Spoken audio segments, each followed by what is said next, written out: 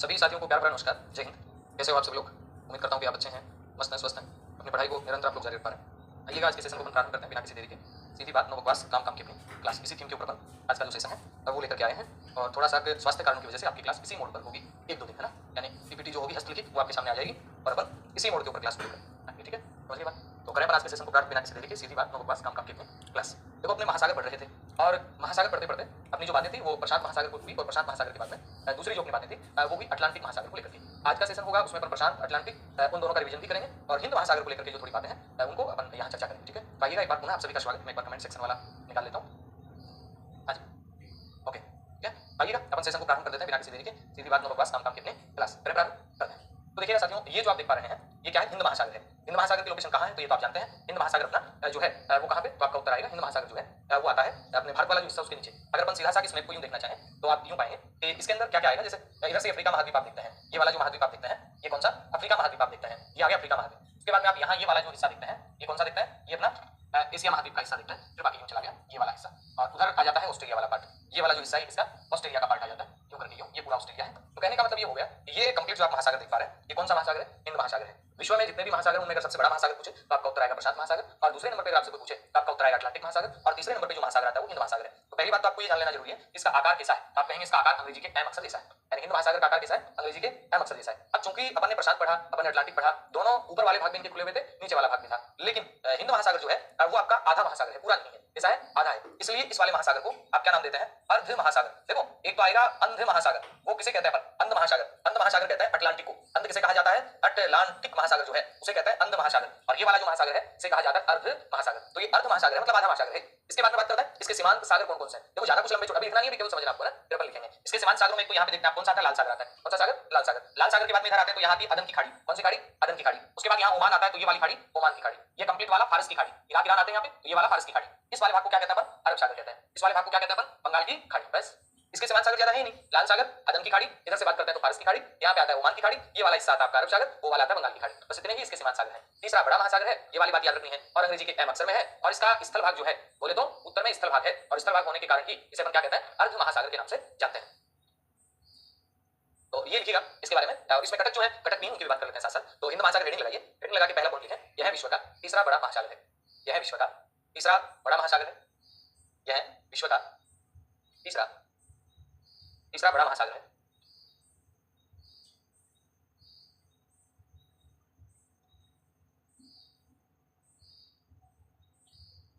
अब लिख पाए ना? तो पहली बात तो लिखें, यह है महासागर। कैसा महासागर है? तो आपका उत्तर बनेगा यह महासागर तीसरा बड़ा महासागर है, ठीक है? तो लिखें हिंद महासागर विश्व का तीसरा बड़ा महासागर है। आकार कैसा इसका? तो आप लिखेंगे आकार अंग्रेजी के एम अक्षर जैसा है।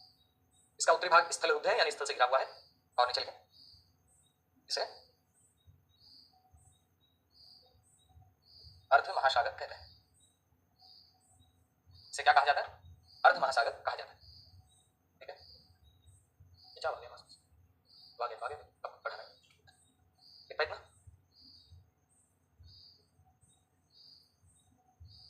विश्व का तीसरा बड़ा महासागर, आकार अंग्रेजी के एम अक्षर जैसा है।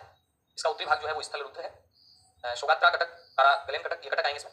अब नई हेडिंग लगाया हिंद महासागर के कटक। हिंद महासागर के कटक, यहाँ कौन कौन से कटक है?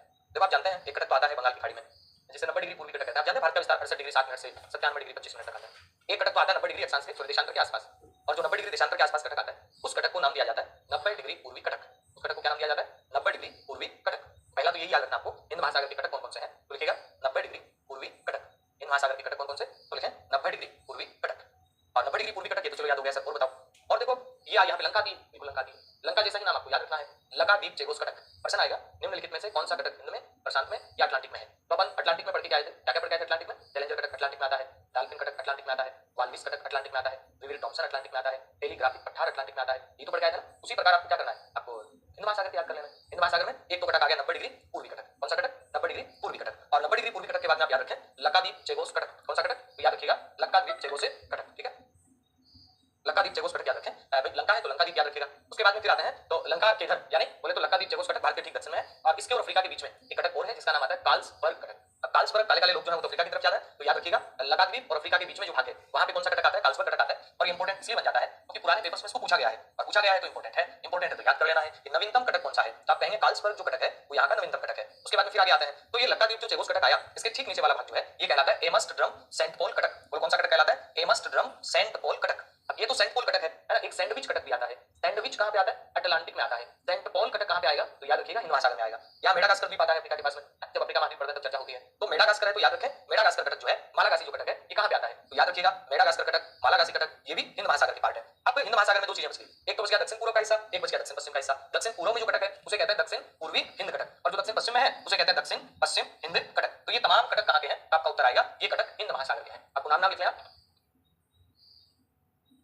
क्या कार्लसबर्ग घटक है, लकादीप चेगोस घटक है, प्रिंस एडवर्ड कोजेट घटक है, कहा नाम गलत नहीं बोला मैंने, एमस्टर्डम सेंट पॉल घटक है, सही तो बोला है। हाँ जी,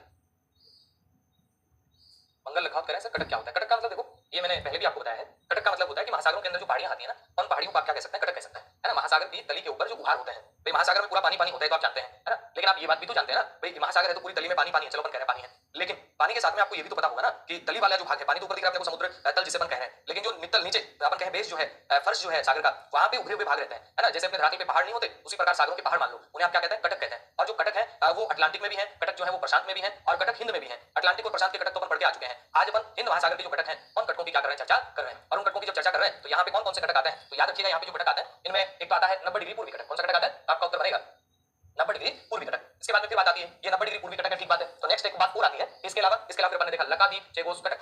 लकादीप चेगोस घटक के बाद में आया कार्लसबर्ग घटक, कार्लसबर्ग घटक। इसके बाद में यहाँ पे मेडागास्कर आता है, तो मेडागास्कर घटक या मालागासी घटक, दक्षिण पूर्वी हिंद घटक और दक्षिण पश्चिमी हिंद घटक। एक बात और याद रखना, यहाँ छोटे छोटे सोगात्रा घटक आता है, कारागलेन या कारागुलेन घटक आता है, सेचलस या सेचलस घटक यहाँ पे आता है। ये सारे घटक कहाँ के हैं? आपका उत्तर आएगा हिंद महासागर के हैं, ठीक है। इतना लिख पाया। एमस्टर्डम सेंट पॉल घटक है, कार्लसबर्ग नवीनतम घटक है, प्रिंस एडवर्ड कोजेट घटक है, ये सारे घटक हिंद महासागर के घटक हैं। तो कहाँ के घटक है? हिंद महासागर के ये घटक है, इतना आपको याद रखना। चले आगे चलते हैं।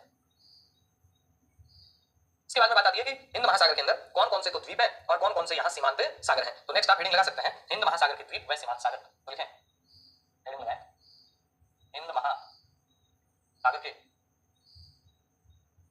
सीमांत सागर व यहाँ कौन कौन से सीमांत सागर हैं और कौन कौन से यहाँ पे द्वीप हैं, उनको लेकर के अपन बातचीत करें। तो हिंद महासागर के सीमांत सागर कौन कौन से हैं और हिंद महासागर के जो द्वीप है वो द्वीप कौन कौन से हैं। तो याद रखें, एक आपको बताया अभी, ये वाला सऊदी अरब वाला हिस्सा है, यमन है, ओमान है, तो एशिया और अफ्रीका के बीच में जो पार्ट पड़ता है, यहाँ पे अगर आपसे पूछे कि कौन सा सागर आता है तो आपका सीधा सा उत्तर बनेगा यहाँ पे सागर आता है लाल सागर, अभी बता रहा था मैं। तो यहाँ पे अदन की खाड़ी, तो लाल सागर ये अटलांटिक का हिस्सा नहीं है, अटलांटिक का हिस्सा भूमध्य सागर है, अटलांटिक का हिस्सा काला सागर है, अटलांटिक का हिस्सा अजूब सागर है, ये नहीं है। तो ये किसका? लाल सागर जो है, अदन की खाड़ी जो है, ये किसके हिस्से है? आपका उत्तर बनेगा लाल सागर और अदन की जो खाड़ी है ये अपने हिस्से आते हैं किसके? तो आपका उत्तर बनेगा लाल सागर और अदन की खाड़ी, ये दोनों ही हिस्से आते हैं किसके? तो आप कहेंगे लाल सागर अदन की खाड़ी, ये दोनों आपके हिंद महासागर के हिस्से हैं। इसके बाद में फारस की खाड़ी, ये वाली फारस की खाड़ी है, फिर ओमान की खाड़ी, फिर ये पूरा का पूरा अरब सागर, ये वाला बंगाल की खाड़ी। तो इतने हिस्से जो है ये क्या है? आपका उत्तर बनेगा ये हिंद महासागर के सीमांत सागर है, या कहेंगे हिंद महासागर के पार्ट के रूप में ये है, ठीक है।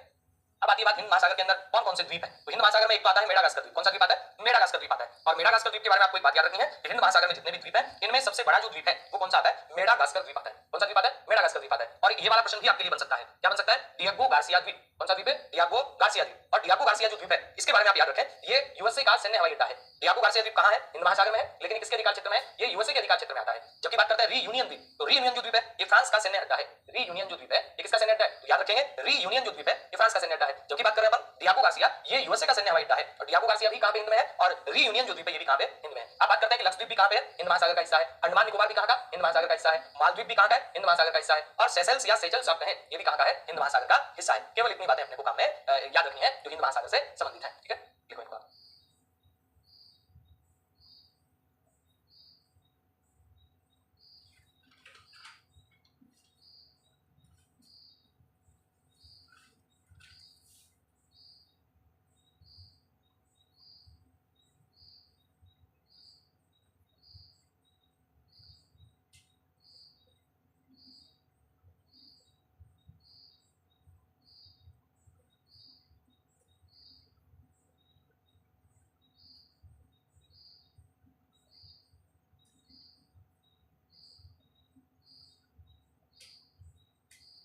अब लिख बैठना।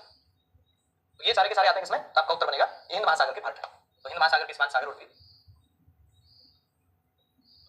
ये लिखें, आगे चलते हैं।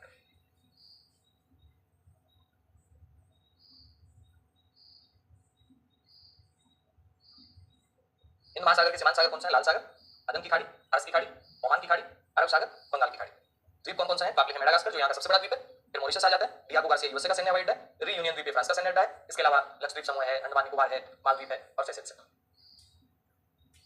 हिंद महासागर के सीमांत सागर, लाल सागर, अदन की खाड़ी, फारस की खाड़ी, ओमान की खाड़ी, अरब सागर, बंगाल की खाड़ी, ये सारे के सारे किसके हैं?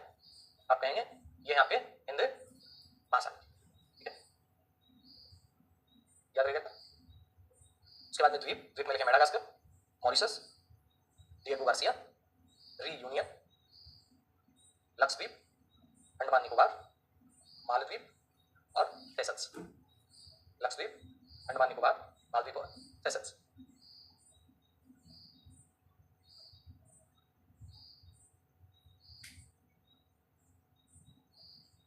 ना चलें आगे। अब आप नेक्स्ट लिखेंगे अपने आर्कटिक महासागर की दो बातें वो आप लिखेंगे। इन महासागर में ज्यादा कोई डिटेल नहीं और आर्कटिक महासागर जिसे उत्तरी ध्रुव महासागर कहा जाता है, ये जमा हुआ महासागर है, यानी वर्ष के अधिकांश भाग जो है उस समय यहाँ पे बर्फ रहती है। और श्वेत सागर इसी का भाग है और विश्व में महासागर है तो सबसे छोटा महासागर। बाकी इसकी कोई बात आपको याद है। आर्कटिक महासागर, ठीक है, ये उत्तरी ध्रुव महासागर है।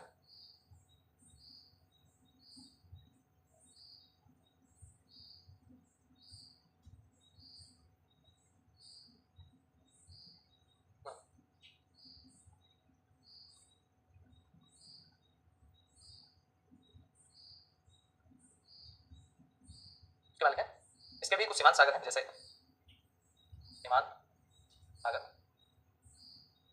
इसमें लिखें कारा सागर और लेप्टेव सागर। कारा सागर, कारा सागर के साथ में लेप्टेव सागर और पूर्वी साइबेरियन सागर, पूर्वी साइबेरियन सागर और श्वेत सागर, ये क्या है? इसके सीमांत सागर हैं, यानी आर्कटिक महासागर के ही पार्ट है जो अपने कारा सागर, लेप्टेव सागर, श्वेत सागर और पूर्वी साइबेरियन सागर, ठीक है। तो लिखें आर्कटिक महासागर में, आर्कटिक महासागर को क्या कहते हैं? उत्तरी ध्रुव महासागर कहते हैं, जमा हुआ महासागर है, श्वेत सागर इसी का भाग है और विश्व का सबसे छोटा महासागर ये है। बात करते हैं सीमांत सागर, तो इसका कारा सागर, लेप्टेव सागर, पूर्वी साइबेरियन सागर और श्वेत सागर, ये क्या है? सीमांत सागर के रूप में आते हैं, ठीक है, इतना आप याद रखें,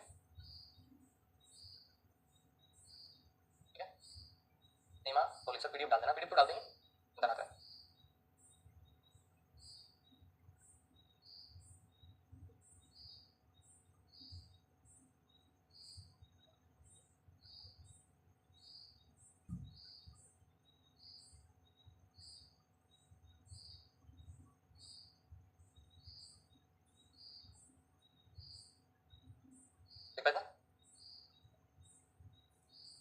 बेरेंट सागर, बेरेंट सागर इसी का हिस्सा था, देखो लिखिए बेरेंट सागर, इसी को पुराने समय में मरमन सागर भी कहते थे।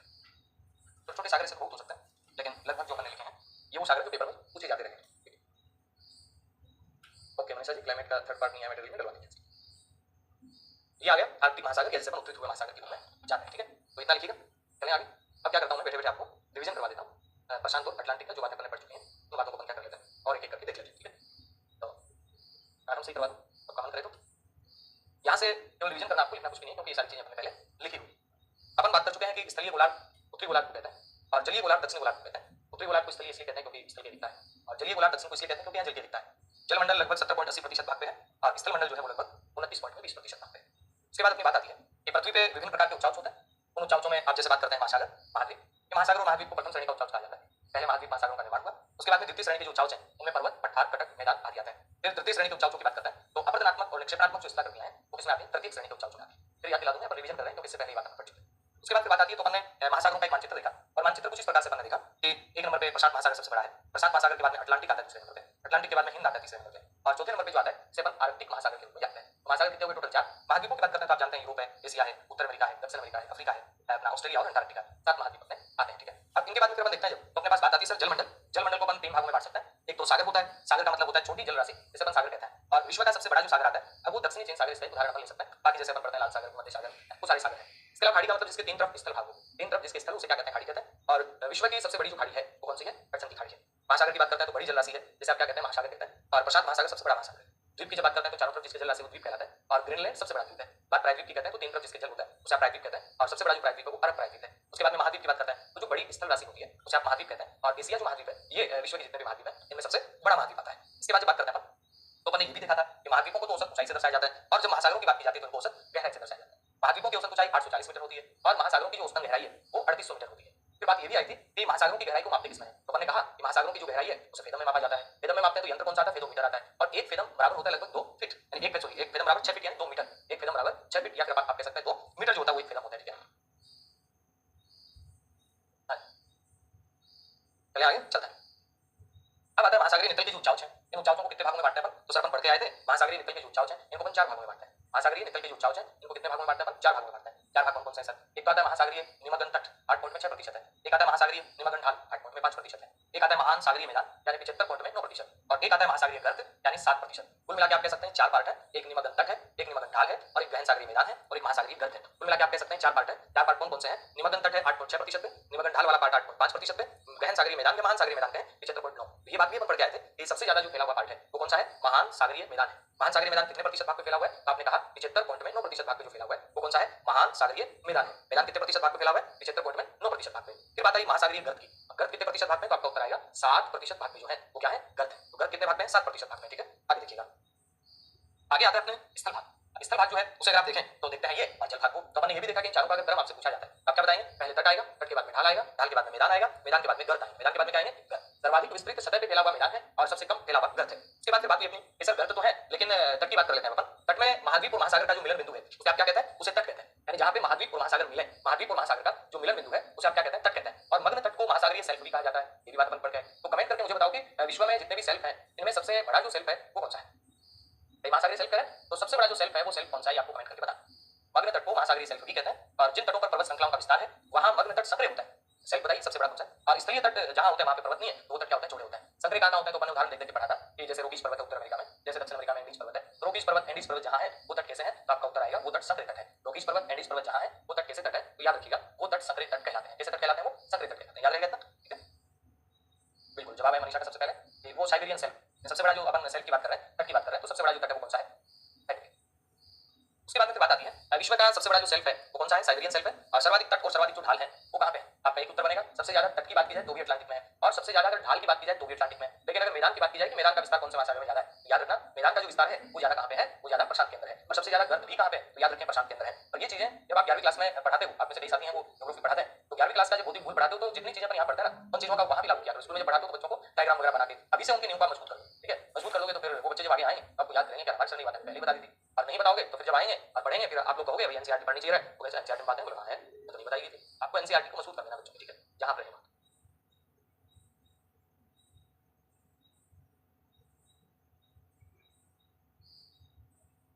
अब आता है मग्न ढाल। मग्न ढाल की जब बात करते हैं अपन तो जानते हैं कि मग्न तट और महासागरीय मैदान के बीच की जो स्थला करती है इसे आप क्या कहते हैं, मग्न ढाल कहते हैं। और ढाल 200 से लेके और 2000 फेदम लिखती है, इसमें गलत लिख दिया, इसमें लिखा है 2000 मीटर। ढाल 2 डिग्री से लेकर 5 डिग्री होता है। यहाँ मलबे का जमाव हो नहीं पाता है क्योंकि ढाल है। और हाँ जी, अमन जांगिर सर वर्ल्ड ज्योग्राफी की बुक जल्दी बता देंगे आपको ना, वर्ल्ड ज्योग्राफी की बुक के बारे में पूर्ण जानकारी आपको बहुत शीघ्र मिल जाएगी। हाँ जी, तो मग्न ढाल भी सर्वाधिक अटलांटिक महासागर में है और यह भाग उत्तरी यह भाग महाद्वीपों का अंतिम भाग कहलाता है। इसके बाद में महाद्वीप खत्म ही है, वो महासागर स्टार्ट है। फिर बात आती है महासागरीय मैदान की। मैदान के अंदर आपने पढ़ा कि महासागरीय उच्चावचों में सबसे ज्यादा जो विस्तार है वो किसका है, तो आपका उत्तर आएगा महासागरीय जो उच्चावच है इन उच्चावचों में सबसे ज्यादा जो विस्तार है वो इसी महासागर का है। और यहाँ सागरीय जीवों और वनस्पतियों का निक्षेप है, जमाव मिलता है और यहाँ धातु से लाई गई मलबे का अभाव है। और सबसे ज्यादा विस्तार अगर आपसे पूछा जाए कि मैदान का कहाँ पे है, तो आपका उत्तर आएगा मैदान का सबसे ज्यादा जो विस्तार है वो प्रशांत महासागर में। मैदानी भाग का सबसे ज्यादा विस्तार कहाँ पे, प्रशांत में है। सबसे ज्यादा मैदान कहाँ है, 20 से लेकर 60 डिग्री जो अक्षांश है वहाँ पे मैदानी भाग का सबसे ज्यादा विस्तार पाया जाता है। इसके बाद में फिर बात गौर करें, बात नहीं करते बात ऐसे कैसे नहीं करते।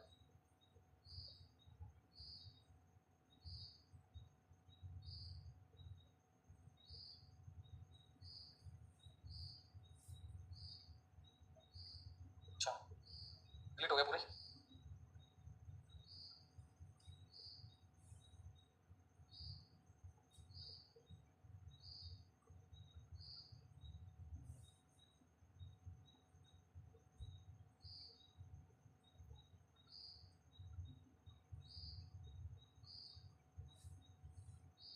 मैदान के बाद में फिर बात आती है इसके गर्त की। तो गर्त में देखो याद रखें कि महासागरों के जो सबसे घोर अंधकार युक्त भाग होते हैं उन्हें आप क्या कहते हैं, गर्त कहते हैं। और गर्त अगर आपसे पूछा जाए सबसे ज्यादा गर्त कहाँ है, तो आप निसंदेह क्या बताएंगे कि गर्त जो है वो सबसे ज्यादा आपके प्रशांत महासागर में है। प्रशांत महासागर में कितने गर्त हैं? 32 गर्त है। उसके बाद 19 गर्त है वो अटलांटिक में है, और 6 जो गर्त है वो कहाँ पे? हिंद महासागर। 6 गर्त कहाँ पे? हिंद महासागर में। बात करें मेरियाना गर्त या ट्रेंच है, ये विश्व के जितने भी गर्त आते हैं इनमें सबसे गहरा जो गर्त है वो मेरियाना गर्त या मेरियाना ट्रेंच है। उसके बाद में 2 नंबर पे बात करते हैं तो टोंगा गर्त आता है, ये 2 नंबर पे आता है। और इसके बाद में फिर 3 नंबर पे आता है क्यूराइल गर्त, है ना, और 4 नंबर पे आता है सवायर गर्त, और 5 नंबर पे आता है पोर्टो रिको गर्त। तो गर्त कितने हो गए? 5 हो गए पूरे। कौन कौन से? ये पोर्टो रिको अटलांटिक में जो अपने को याद करना है, बाकी तो पूरे 57 गर्त हैं, याद होंगे भी नहीं। तो मेरियाना गर्त कहाँ पे? आपका उत्तर बनेगा ये प्रशांत महासागर, विश्व के जितने भी गर्त हैं उनमें सबसे गहरा गर्त है ये। उसके बाद जैसे टोंगा गर्त प्रशांत में है, क्यूराइल गर्त प्रशांत में है, सवायर गर्त प्रशांत में है, और पोर्टो रिको गर्त भी कहाँ पे है? तो आपका उत्तर बनेगा ये अटलांटिक में है। अटलांटिक का सबसे गहरा गर्त पूछा जाए तो आपका उत्तर बनेगा अटलांटिक महासागर का जो गर्त है वो कौन सा? पोर्टो रिको गर्त आता है। ठीक है, इसके बाद में फिर बात आती है अपने कि सर विश्व का सबसे गहरा पूछे तो आप कहेंगे मेरियाना, अगर अटलांटिक का सबसे गहरा पूछे तो कहेंगे पोर्टो रिको, और हिंद महासागर का सबसे गहरा पूछे तो आप कहेंगे सुंदाया जावा गर्त। हिंद महासागर का सबसे गहरा गर्त आता है। उसके बाद में अटलांटिक महासागर के बारे में अपने बातें की। विश्व का दूसरा बड़ा महासागर है, 1/6 क्षेत्रफल ये रखता है, यानी विश्व के जितने महासागर हैं इनमें अगर आपसे पूछे तो 1/6 क्षेत्रफल अटलांटिक रखता है, दूसरा बड़ा है, क्योंकि पहला बड़ा कौन सा है? प्रशांत का जो 1/3 रखता है। अंग्रेजी के एस अक्षर जैसा इसका आकार ये बन जाते हैं। और इसके बाद में जैसे आप बात करते हैं यहाँ कटक कौन सा है, तो मैंने देखा था कि अटलांटिक महासागर का जो ऊपरी भाग उसे आप डॉल्फिन कटक कहते हैं, और जो नीचे वाला भाग उसे आप चैलेंजर कटक कहते हैं। डॉल्फिन कटक के बाद में अपने ग्रीनलैंड के नीचे देखा टेलीग्राफिक पठार कहलाता है, विविल थॉमसन कटक कहलाता है, फिर न्यू फाउंडलैंड उभार आता है, यहाँ पे 12 कटक आता है और सियरा लियोन उभार आता है, फिर रियो ग्रांडे कटक जो अमेरिका की तरफ आता है, और अफ्रीका की तरफ आपका वाल्विस कटक आता है। उत्तर में आइसलैंड से लेकर के दक्षिण में 22 द्वीप तक फैला हुआ है। कौन सा? मध्य अटलांटिक कटक। विश्व के जितने भी कटक है उनमें सबसे लंबा कटक यही आता है। कहाँ कहाँ ये तो बंद देख चुके हैं, दोबारा इन बातों को क्या देखना। उसके बाद में फिर इसके सीमांत सागर कौन से हैं? आपको याद होगा अपन एक एक सीमांत सागर अटलांटिक के पढ़े थे, जैसे गिनी की खाड़ी है ये अटलांटिक में आती है। उसके बाद में स्कोशिया सागर अटलांटिक में आता है, कैरेबियन सागर की बात करें अटलांटिक का हिस्सा है,